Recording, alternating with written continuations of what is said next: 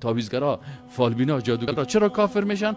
امو کتاب‌هایی را که اوندوا نوشته کردن، امو کتاب‌هایی را که یهود نوشته کردن، امو کتاب‌هایی را که سکه ها نوشته کردن در افغانستان، امو جادوهایی را که امروز سکه ها در بین مردم میکنن، اینه میره مسلمان ها هم از اونها یاد میگیرن و به نام مسلمان چی میشن؟ این اعمال میکنن. نقش سلیمانی، یا کتاب دیگه از برای تعویضات به نام کنز الحسین.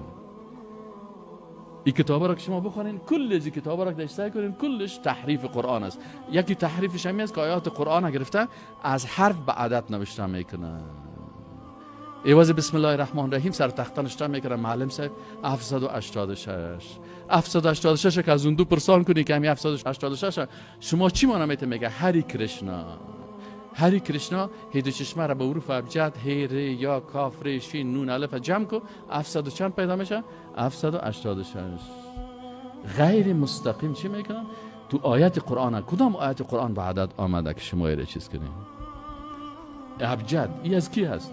خود ابجد یک رمز سحری و جادوگری و تعویضگری و شیطانی ابلیس است که ای از بنی اسرائیل اینجا انتقال شده. متاسفانه بعضی کسا خدا عالم هم میگیرن آیات قرآن با چی نوشته میکنن؟ با عدد نوشته میکنن. امی که قرآن آیاتش تغییر دادی تحریف شد نشد؟ تحریف در آیات قرآن میکنن.